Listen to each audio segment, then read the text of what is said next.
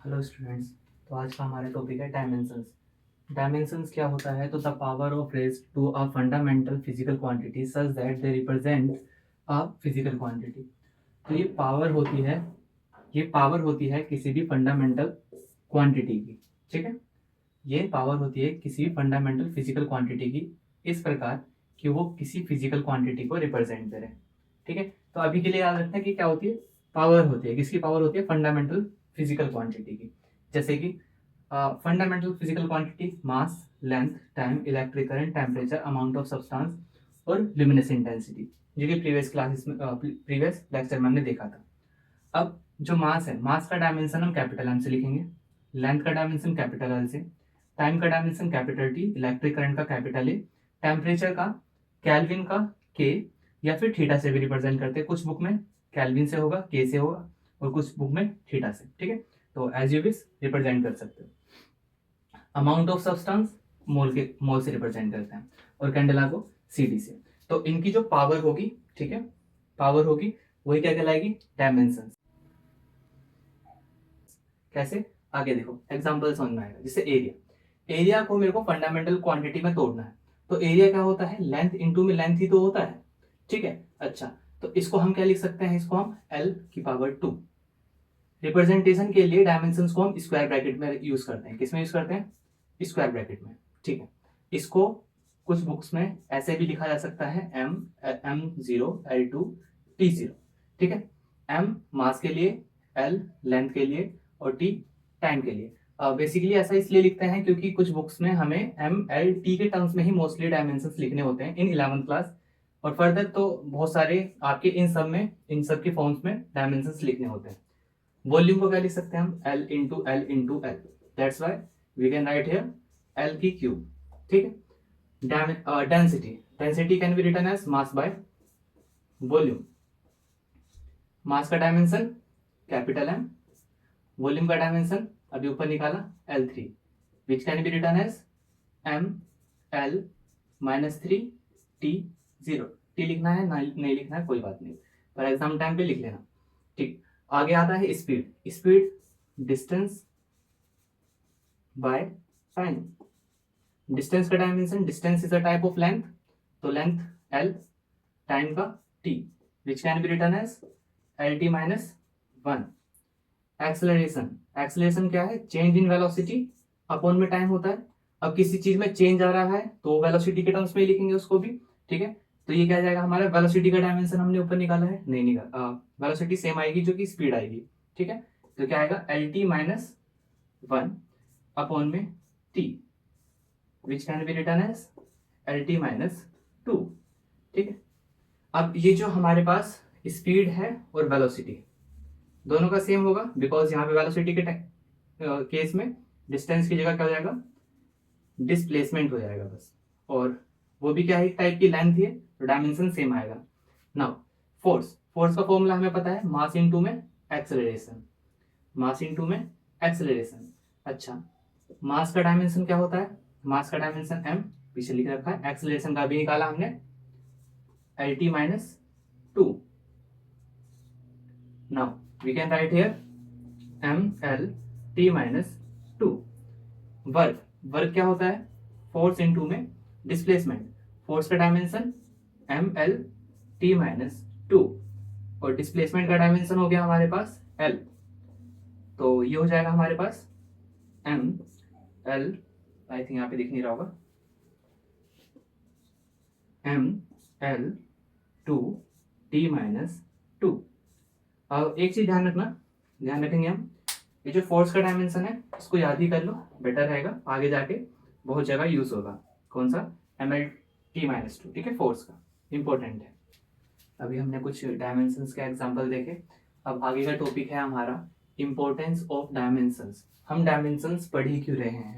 तो इनका जो है 3 एप्लीकेशंस होती है 11th क्लास में। जैसे कि पहला है हमारा डेरिवेशन ऑफ फॉर्मूला, किसी फॉर्मूला को डिराइव करने में, और दूसरा फॉर्मूला वेरिफिकेशन। अब कोई फॉर्मूला डिराइव हुआ है या फिर आपके पास कोई फॉर्मूला है तो वो सही है या गलत है।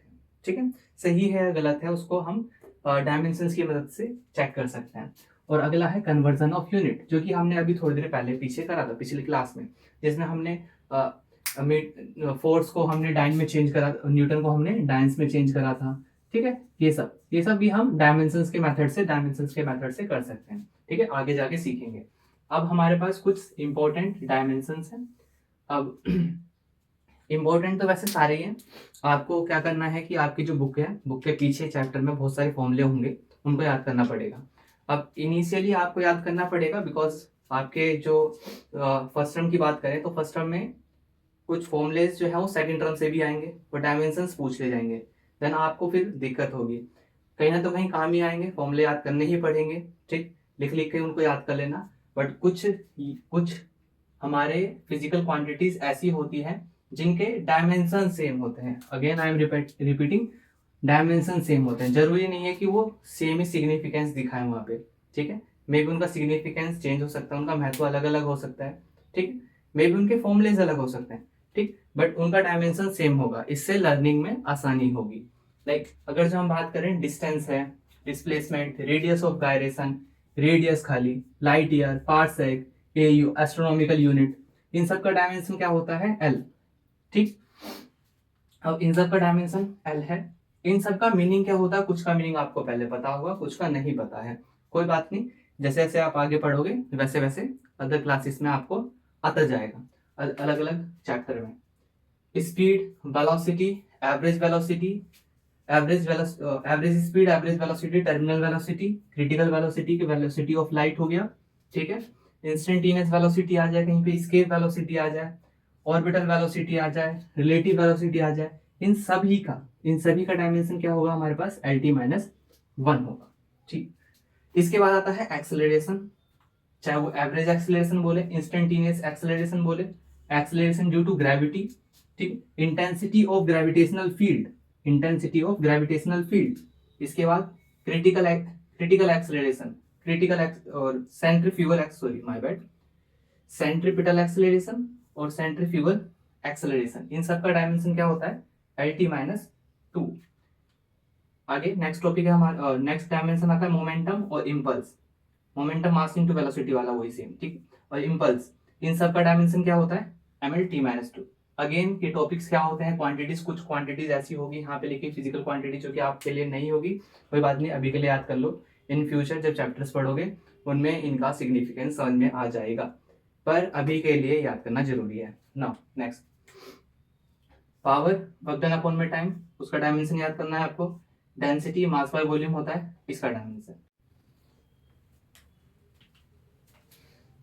कुछ और इंपॉर्टेंट एग्जाम हमारे dimensions, force, tension, centripetal force, centrifugal force, friction, normal reaction, gravitational force, weight हो या फिर थ्रस्ट हो, viscous force, viscous drag, restoring force, spring force, electrostatic force या फिर मैग्नेटिक फोर्स, कंजर्वेटिव और नॉन कंजर्वेटिव फोर्स इसकी बात हो, या फिर लॉरेंज फोर्स, रेडिएशनल फोर्स। अब ये जो जितने भी फोर्सेस है, सभी फोर्सेस की डायमेंशंस क्या होती है, ML-T-2, जितने भी फोर्सेस होती है, ठीक है। इसी प्रकार जितनी भी एनर्जी होगी, जितनी भी एनर्जी होगी उन सभी का डायमेंशन सेम होगा जो डायमेंशन होता है वर्क का, that means ML-T-2। Kinetic energy, potential energy, heat energy, thermal energy, vibrational energy, ठीक है।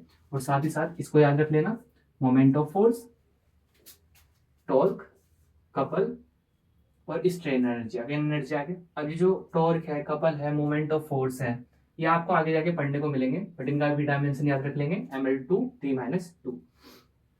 Next, pressure, stress, Young's modulus, bulk modulus, shearing modulus, modulus of rigidity और energy density, these physical quantities have the same dimension formula, ML-1 T-2। next is gradient terms। अब ये gradient terms क्या है, देखो बहुत सारी फिजिकल क्वांटिटी के बाद आपको ग्रेडियंट टर्म मिलेगा, जैसे कि वेलोसिटी ग्रेडियंट हो गया, पोटेंशियल ग्रेडियंट हो गया, टेम्परेचर ग्रेडियंट हो गया, एनर्जी ग्रेडियंट, प्रेशर ग्रेडियंट। अब जब भी ग्रेडियंट हो तो जो भी फिजिकल क्वांटिटी होगी उसको हम किससे डिवाइड कर देंगे, लेंथ से। Any physical quantity divided by length is called gradient, that उसका उस टर्म का ग्रेडियंट। जैसे कि वेलोसिटी ग्रेडियंट है तो वेलोसिटी अपॉन में लेंथ, वेलोसिटी का क्या होता है, LT-1 अपॉन में क्या आ जाएगा, L, तो the dimension will be t-1, dimension will be t-1.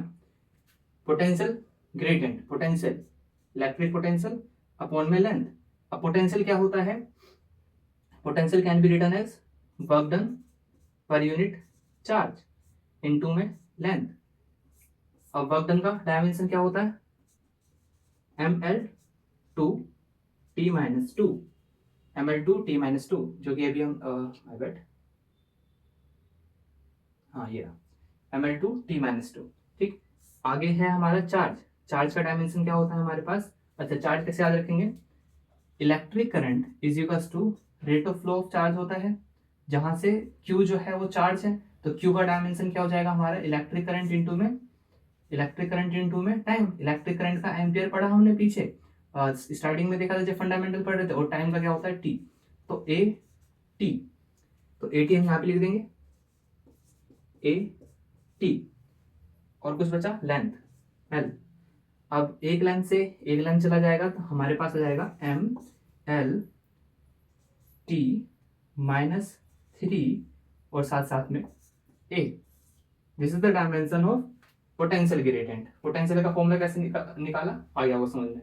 Temperature gradient means temperature upon में लेंथ. अब टेम्परेचर को हम केल्विन में नापते हैं, और उसके साथ साथ उसका डायमेंशन क्या होता है K और L. The dimension will B KL-1. Next is energy gradient. Energy का क्या होता है ml2 t-2, और ग्रेडियंट मीन्स लेंथ कितना आ जाएगा ml1 और t-2. सिमिलरली प्रेशर का डायमेंशन अभी हमने यहाँ पे देखा है क्या होता है ml-1 t-2 divided by length, we will get ml-2 t-2. This is the dimension of pressure gradient. Listen, इन सभी का डायमेंशन सेम नहीं है, बट हमने यहाँ पे क्या देखना था कि ग्रेडियंट टर्म्स का मतलब क्या होता है, उस फिजिकल क्वांटिटी को हम किससे डिवाइड कर देंगे, लेंथ से. और कुछ इंपॉर्टेंट डायमेंशंस हैं like surface tension, surface energy, force gradient, spring constant. इन सब का डायमेंशन क्या होगा ml0 t-2, which can be represented also m-t-2. Okay, confusion नहीं होनी चाहिए ना. Strain, Poisson ratio, refractive index, dielectric constant, coefficient of friction, relative permeability, okay, magnetic susceptibility, electric susceptibility, angle हो गया, सॉलिड एंगल हो गया, ट्राइंगल, ट्रिग्नोमेट्रिक रेशियो जितने भी होते हैं हमारे, एक्सपोनेंशियल कांस्टेंट होते हैं. ये सभी चीज एक्सपोनेंशियल कांस्टेंट, इन सब चीज, ये जो चीजें होती हैं इनको हम क्या बोलते हैं, ये डायमेंशनलेस है. डायमेंशनलेस, इनका डायमेंशंस क्या होते हैं 0, m0, l0, t0. अब यहाँ पे कुछ टर्म्स होंगे जो कि आपने फर्स्ट टाइम सुने होंगे, मैग्नेटिक ससेप्टिबिलिटी, इलेक्ट्रिकल ससेप्टिबिलिटी, आपके 12th क्लास के हैं, ठीक है. रिलेटिव परमिएबिलिटी 12th क्लास में आएंगे आपके, बट अभी के लिए याद रख सकते हो, ठीक है, याद रखना कोई ज्यादा बड़ी बात नहीं है. नेक्स्ट टॉपिक है हमारा, नेक्स्ट है हमारा टाइम. यहाँ पे एक रिलेशन याद रखेंगे हम. टाइम जो है वो बराबर होता है r इंटू में c, जो कि बराबर होता है, टाइम ही बराबर होता है L/R, और यहाँ पे अंडर रूट में L/C. अब यहाँ पे जो R है वो किसको रिप्रेजेंट कर रहा है, रेजिस्टेंस को, L इंडक्टेंस को, और C कैपेसिटेंस को. लिसन, ये जो है रिलेशन जो है ये डायमेंशंस के लिए है, डायमेंशंस निकालने के लिए. इनसे डायमेंशंस निकालना बहुत इजी पड़ेगा, ठीक है. और आपको और तो ये याद भी हो जाएंगे इनसे, इनके जितने भी डायमेंशंस है, वरना जो इनका फॉर्मूला मेथड होता है वो काफी लेंथी जाएगा, और फॉर्मूला भी हमने अभी सीखा नहीं है, दैट्स व्हाई हम यही मेथड फॉलो करेंगे. पहला जैसे कि रेजिस्टेंस का निकालते हैं. रेजिस्टेंस क्या होता है, V by Ohm's law. Ohm's law पता होगा, V इक्वल्स टू क्या होता है, IR होता है. यहाँ से हम R की वैल्यू निकाल लेंगे, V बाय I आ जाएगा. V अभी पीछे निकाला था हमने, work done per unit charge होता है, इनटू में इलेक्ट्रिक करंट होगा. वर्क डन का क्या था ml2 t-2 अपॉन में चार्ज का निकाल सकते हैं हम. I इज इक्वल्स टू क्या निकाला था हमने, Q बाय T. तो चार्ज का हो जाएगा हमारा एम्पियर इनटू में टाइम, ओके, और करंट का हो जाएगा हमारे पास ampere. Now the dimension of resistance will be M L, L का और कोई टर्म नहीं है, टी जो है हमारा कितना हो जाएगा -3 और ए जो हो जाएगा वो -2. This is the dimension of resistance. Now we have to find out second one is capacitance. Capacitance अगर जो हम देखें यहाँ से, कैपेसिटेंस जो है वो रेजिस्टेंस बाय टाइम हो जाएगा. ठीक है, तो हम यहाँ से लिख सकते हैं कैपेसिटेंस इज इक्वल टू आ गया हमारे पास resistance by my bad resistance by time. Capacitance resistance by time. ठीक है, अब रेजिस्टेंस का जो आया हमारे पास डायमेंशन ml2t-3 और a-2 और टाइम का क्या होता है t.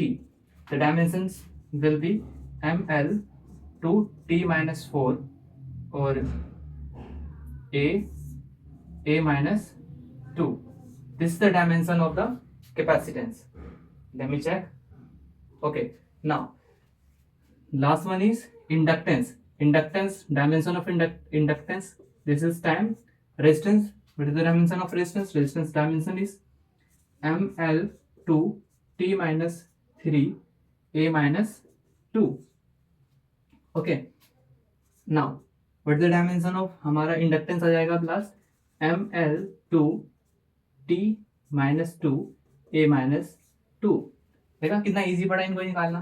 तो आपको यहाँ पे इंडक्टेंस, कैपेसिटेंस एंड रेजिस्टेंस तीनों का डायमेंशन निकालना आगे, और इसी तरीके से हम याद कर सकते हैं. देखो अगेन ये जो कुछ फॉर्मूलेज हैं ये कोई रिलेशन नहीं है, डायमेंशंस निकालने के लिए रिलेशन, जिससे आपको याद रहे.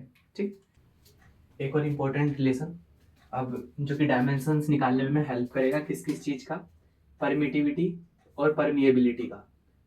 What are the things permittivity और परमिएबिलिटी? तो इन क्लास 12 दो टॉपिक रहते हैं, एक तो इलेक्ट्रोस्टैटिक और एक मैग्नेटिज्म. तो जो इलेक्ट्रोस्टैटिक में चार्जेस के वजह से जो फोर्स लगता है उसमें हमें एक टर्म देखने को मिलेगा. ठीक है, इसको एप्सिलॉन नॉट पढ़ते हैं और इसको म्यू नॉट पढ़ते हैं, जो कि किसके लिए है, मैग्नेटिज्म के लिए.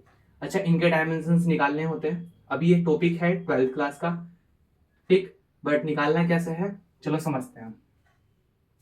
Let's say we have two charges. मान लो कि हमारे पास दो चार्जेस है, एक Q1 और एक Q2, और इन दोनों के बीच में जो सेपरेशन है वो क्या है, R. तो इन दोनों के बीच में जो फोर्स लगता है ना, फोर्स वो होता है K Q1 Q2 अपॉन में R के स्क्वायर. अब लाइक जैसे ग्रेविटेशन फोर्स होता है उसी तरीके से अभी जो K है, K की वैल्यू होती है यहाँ पे 1 अपॉन में 4 pi epsilon not Q1 Q2 R square. ये जो एप्सिलॉन नॉट है इसी का क्या निकालना है हमको, डायमेंशन. अब कुछ बुक्स में या फिर कुछ लोग इनको एप्सिलॉन 0 भी बोलते हैं ना. अब अगर जो हम यहाँ से एप्सिलॉन नॉट को देखें तो वो क्या आएगा, epsilon naught is equal to 1 upon में 4 पाई इंटू में फोर्स अपॉन में R स्क्वायर, और क्या आएगा Q1 Q2. अब समझने वाली बात यह है कि 1 अपॉन में 4 पाई तो एक कांस्टेंट वैल्यू हुई, न्यूमेरिकल वैल्यू, तो इसका कोई भी डायमेंशन नहीं होगा. तो अब चार्ज का डायमेंशन निकालना. चार्ज का डायमेंशन कैसे निकालेंगे, हमने पीछे देखा था I इज इक्वल टू क्या होता है, Q बाय T. तो Q आ जाएगा इलेक्ट्रिक करंट इंटू में टाइम, इलेक्ट्रिक करंट का एम्पियर, टाइम का T. तो चार्ज का डायमेंशन क्या आ गया हमारे पास, A इंटू में T. ठीक है, तो डायमेंशंस लिखने के लिए हम चार्जेस के लिए हम क्या लिख सकते हैं, कैपिटल A कैपिटल T, और दो है ना तो हम यहाँ पे क्या लगा देंगे, स्क्वायर अपॉन में फोर्स का डायमेंशन हमने याद कर रखा होता है ml2 R क्या है, लेंथ L2. ठीक है, सॉल्व करेंगे. A, अच्छा M ले लेते हैं पहले, m-1 L कितना हो जाएगा हमारे पास 3, तो -3, T कितना हो जाएगा 2 तो ऊपर है और ये जाएगा तो ये अगेन पॉजिटिव हो जाएगा. टोटल कितने हो गए 4, और A बच गया. ठीक है, 1 2 हो जाएगा, इसका स्क्वायर करेंगे तो m-1 L-3 T4 और A2. चेक कर लेते हैं. ठीक है, okay. Now this is the dimension of epsilon naught, यानी कि हमारा परमिटिविटी का. Now we have to calculate the dimension of mu naught. अब हमें ना इंपॉर्टेंट रिलेशन पता है इससे. अब देखो स्पीड ऑफ लाइट क्या है, स्पीड ही तो है, और जिसका डायमेंशन क्या होगा LT-1. तो इसको इससे इक्वेट कर सकते हैं. इन दोनों का हम क्या करेंगे, यहाँ पे स्क्वायर करेंगे दोनों साइड. स्क्वायर करते ही हमें यहाँ पे क्या मिलेगा, 1 में म्यू नोट एप्सिलॉन नोट, और यहाँ पे क्या बचेगा, यहाँ पे बचेगा L2T-2, L2T-2। ओके, अब हमें किसका डायमेंशन पता है, एप्सिलॉन नोट का। 1 में mu naught is equals to क्या हो जाएगा, एप्सिलॉन नोट का dimension M-1 L-3 T4 A2। साथ साथ में हमें यहाँ पे पहले से क्या था, L2T-2। इसको सॉल्व करते हैं, क्या मिलेगा, m का तो कुछ नहीं है तो M-1 ही रहेगा, ठीक है। L जो है यहाँ पे कितना हो जाएगा, -1, ठीक है, 3-2, और t का कितना हो जाएगा, t⁻2 हो जाएगी, और ये कितना रहेगा, 2 रहेगा। नाउ अब ये तो डायमेंशंस आ गए हमारे किसके, 1 में म्यू नोट के। हमें म्यू नोट के चाहिए तो रेसिप्रोकल कर देंगे, तो यहाँ से हम बोल सकते हैं dimension of mu naught is equals to, इन सब का उल्टा कर दो तो ये m हो जाएगा, ये l हो जाएगा, और ये t-2 हो जाएगा, और ये क्या हो जाएगा, a-2। ठीक है, चेक करते हैं एक बार। ठीक है, तो ये हमारे पास डायमेंशंस आ गए किसके, एक तो permeability and another one is permittivity. अब अगेन हम देखो यहाँ पे समझने वाली बात क्या है कि ये जो टॉपिक है आपके 12th क्लास के, बट इन केस अगर जो ये आपके एग्जाम में पूछे जाते हैं, क्योंकि आपकी बुक के पीछे इनके फॉर्मूले होते हैं, तो ये निकालने का तरीका है। इन केस अगर जो आप कोई कॉम्पिटिटिव एग्जाम की तैयारी कर रहे हो, उसमें आप टेस्ट पेपर लगाओगे तो उसमें आपको निकालने के तरीके मिल जाएंगे, ठीक है। इस रिलेशन को याद रखेंगे आगे आगे के लिए। नाउ कुछ कांस्टेंट के हमारे अब क्या है, डायमेंशंस निकालने हैं। देखो कांस्टेंट हमारे दो टाइप के होते हैं, कुछ कांस्टेंट न्यूमेरिकल वैल्यूज होती है, और कुछ कांस्टेंट हमारे फॉर्मूलेस में होते हैं, यूज होते हैं, जो कि प्रपोर्शनलिटी के कारण आते हैं, ठीक है, आगे चल के पता चलेगा। बट कुछ कांस्टेंट ऐसे होते हैं जिनके डायमेंशंस होते हैं, तो अभी हम उन्हीं उन्हीं कांस्टेंट की बात करेंगे जिनके डायमेंशंस होते हैं, उनके डायमेंशंस निकालने। जैसे कि पहला आता है हमारा ग्रेविटेशनल कांस्टेंट। अब ग्रेविटेशनल कांस्टेंट पता है, F इज इक्वल्स टू क्या होता है हमारे पास, G m1 m2 अपॉन में डिस्टेंस का स्क्वायर, सेपरेशन का स्क्वायर जो उनके बीच में होता है, ठीक है। तो यहाँ से G जो आएगा वो किसके बराबर आ जाएगा हमारा, F इंटू में R स्क्वायर अपॉन में m1 इंटू में m2। Right the dimensions of the whole, F का क्या होगा, ml-t-2, याद कर रखा है। L का क्या होगा, डिस्टेंस है तो L2, और मासिस है 2 तो m2, ठीक। Now what is the dimension of G, m-1, और L3T-2। होपफुली समझ में आ गया होगा, ठीक है। m जो है यहाँ पे हमारा -1 बचेगा, L जो है टोटल कितने हो गए 3, और T-2। This is the dimension of gravitational constant. Now second one is coefficient of viscosity. Coefficient of viscosity क्या होती है, देखो विस्कोसिटी मालूम होगा, जब भी कोई लिक्विड फ्लो करता है, ठीक है, तो वो ना रजिस्ट करता है उस फ्लो को। मान लो कि लेट्स से कि कोई लिक्विड है, ठीक है, तो किसी, अच्छा चलो ऐसे समझते हैं कि विस्कोसिटी हमें किसी भी लिक्विड के गाढ़ेपन के बारे में बताता है।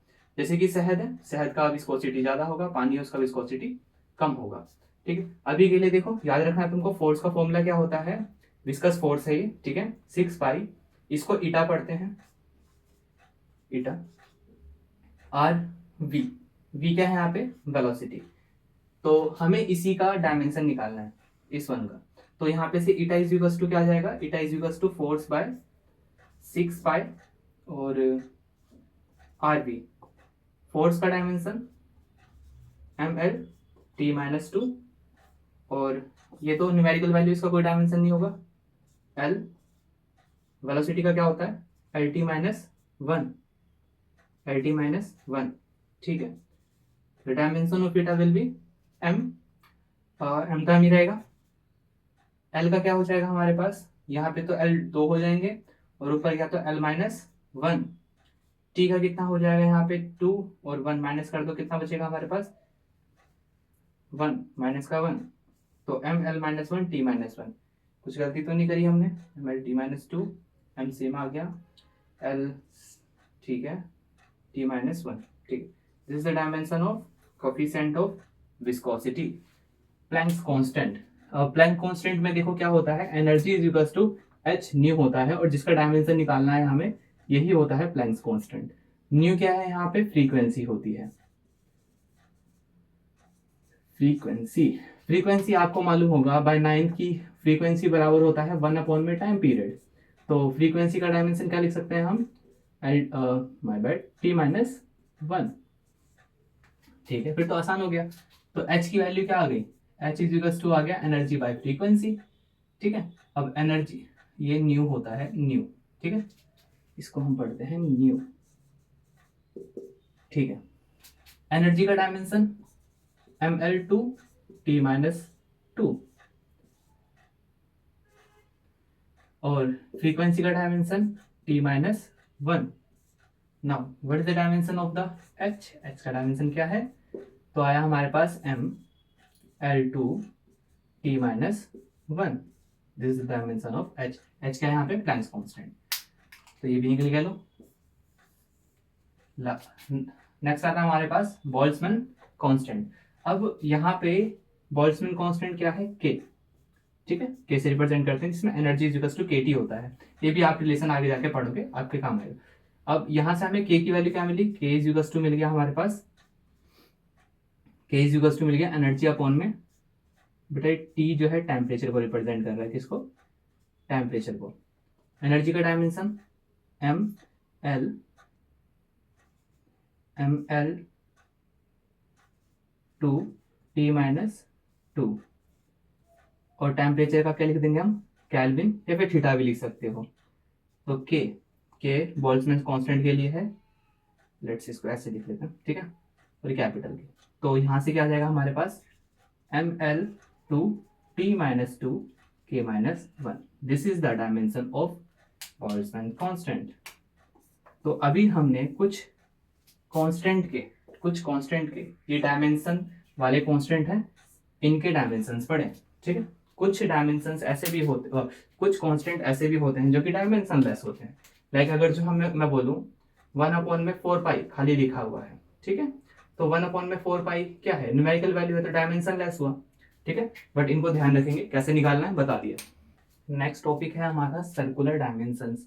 अब ये सर्कुलर डायमेंशंस, जैसे हम लीनियर मोशन करते हैं, तो लीनियर मोशन से ही अगर जो मान लो कोई ऑब्जेक्ट सर्कुलर मोशन कर रहा है, सर्कुलर मोशन करने का मतलब सर्कुलर पाथ पे चल रहा है, तो इस दौरान जो डिस्प्लेसमेंट कवर करेगा, लेट्स से कि ऑब्जेक्ट यहाँ पे है, ठीक है, सेंटर से हमने उसको एक पोजीशन वेक्टर दिया, अब ये चलेगा सर्कुलर पाथ पे, ठीक है, सर्कुलर पाथ पे, तो यहां से लेके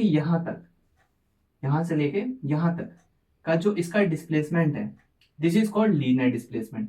बट जो इसका पोजीशन वेक्टर है, इसका पोजीशन वेक्टर जो एंगल स्वैप करता है, this angle is called angular displacement. तो एंगुलर डिस्प्लेसमेंट नथिंग बट क्या है, एक एंगल है। ठीक है, एंगल मीन्स थीटा। ठीक है, रिप्रेजेंट करते हैं। तो अगर जो एंगल है, तो एंगल का आपको डायमेंशन पता है, what is the dimensions of angle, angle is a dimensionless quantity, कोई डायमेंशन नहीं होता। बोलोगे कैसे, देखो मैं यहाँ पे देखूं तो ये आर्क है, और ये रेडियस है, और ये थीटा है। ठीक है, तो थीटा इज इक्वल्स टू क्या आएगा, theta is equals to arc by radius. ठीक है, आर्क बाय रेडियस, आर्क क्या है, एक प्रकार की लेंथ, एंड रेडियस भी एक टाइप की लेंथ है, लेंथ से लेंथ कट जाएगा। तो यहाँ पे डायमेंशंस क्या आ रहे हैं, m0 l0 t0, all dimensions are 0। तो एंगल क्या होती है, डायमेंशनलेस क्वांटिटी होती है। ये चीज हमने पहले भी पढ़ी थी, जब हम सप्लीमेंट्री क्वांटिटीज पढ़ रहे थे, तब हमने वहां पे डिस्कस करा था कि एंगल और solid angle, these are quantities which have units but do not have dimension. ठीक है, उनके पास डायमेंशंस नहीं होते हैं। अब यहाँ पे देखो, इसकी यूनिट क्या होती है एंगल की, तो रेडियन, और सॉलिड एंगल की क्या होती थी, steradian. Now come to the topic angular velocity. अब एंगुलर वेलोसिटी क्या होता है, तो एंगुलर वेलोसिटी जिस तरीके से लीनियर वेलोसिटी क्या होती है हमारे पास, लीनियर डिस्प्लेसमेंट अपॉन में टाइम। ठीक है, उसी तरीके से यहाँ पे क्या आएगा, एंगुलर, यानी कि थीटा लिख देते हैं let's say, angular displacement upon में टाइम। इसका डायमेंशन तो 0, ठीक है। अब किसी चीज का डायमेंशन 0 है तो उसकी वैल्यू कितनी हो जाएगी, 1, ठीक है। और टाइम क्या होगा, टाइम का डायमेंशन t। तो what is the dimension of angular velocity, t minus 1। Now dimensions of angular acceleration. Angular acceleration जैसे लीनियर एक्सेलरेशन क्या होता है, change in linear velocity upon में टाइम। तो यहाँ पे एंगुलर वेलोसिटी को वैसे तो ओमेगा से रिप्रेजेंट करते हैं, तो ओमेगा से कर लेंगे, ठीक है। तो change in angular velocity upon में टाइम। अब एंगुलर वेलोसिटी का डायमेंशन क्या है हमारे पास, एंगुलर वेलोसिटी का t माइनस 1, t माइनस 1 और नीचे अगेन t। तो इसका डायमेंशन क्या आ जाएगा हमारे पास, t माइनस 2। तो इन सब के डायमेंशन आप ध्यान रखें। आज की क्लास का लास्ट टॉपिक इंपॉर्टेंट टर्म्स। अब ये कुछ इंपॉर्टेंट टर्म्स है जो कि आपको बार बार सुनने को मिलेंगे, बीच बीच में आप पढ़ोगे, और अभी हमने पीछे भी डिस्कस करे थे वही, जैसे कि डायमेंशनलेस कांस्टेंट। डायमेंशनलेस कांस्टेंट है, देखो यहाँ पे कुछ वर्ड्स की मीनिंग समझेंगे। डायमेंशनलेस जिसका डायमेंशन नहीं होगा, ठीक है, डायमेंशन नहीं होगा। और कांस्टेंट का मतलब वैल्यू क्या है इसकी, फिक्स है। वैल्यू क्या है इसकी, फिक्स्ड, ठीक है। जैसे कुछ न्यूमेरिकल वैल्यूज ये फिक्स है अपने आप में, है ना। और इनका कोई भी डायमेंशन नहीं होता। These values, these numerical values are called dimensionless constant, ठीक है। जैसे कि पाई को अभी हाँ पाई, ठीक है। तो पाई भी क्या है यहाँ पे आपका, जैसे 3.14 22/7 बोलोगे। इस केस में ये क्या कहलाएगा, dimensionless constant. Dimensionless variable, dimensionless means dimension नहीं होगा। वेरिएबल का मतलब उसकी फिक्स वैल्यू नहीं है, वेरिएबल वैल्यू है। वेरिएबल वैल्यूज मतलब उसकी डिफरेंट वैल्यूज हो सकती है, लाइक थीटा एंगल अलग अलग हो सकते हैं, साइन थीटा अलग हो सकता है, कोस थीटा, ये सब। बट ये क्या होते हैं, डायमेंशनलेस। जैसे कि अगर हम बात करें tan थीटा, ठीक है। तो tan थीटा क्या है, परपेंडिकुलर बाय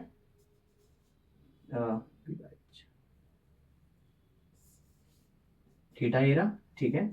ये बेस है, ये परपेंडिकुलर अपॉन में बेस, ठीक है।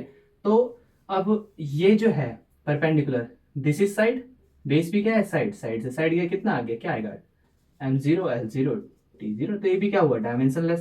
तो जितने भी ट्रिग्नोमेट्रिक फंक्शंस होते हैं वो क्या कहलाते हैं हमारे, डायमेंशनलेस, ठीक है। और वेरिएबल है क्योंकि अलग अलग वैल्यू उनकी वैल्यूज है। डायमेंशनल कांस्टेंट, अब डायमेंशनल कांस्टेंट का मतलब उनकी डायमेंशंस होगी, ठीक है, डायमेंशंस है, पर उनकी वैल्यू क्या है, फिक्स। वैल्यू क्या है उनकी, फिक्स। जैसे कि अभी हमने पीछे देखा था gravitational constant, h Planck's constant, k Boltzmann constant. तो इन सब की फिक्स वैल्यू होती है, ठीक है। साथ साथ में डायमेंशंस भी होते हैं। डायमेंशनल वेरिएबल, कोई भी फिजिकल क्वांटिटी जिसका डायमेंशन होगा, लाइक फोर्स हो गया, ठीक है, स्पीड हो गई, एक्सेलरेशन।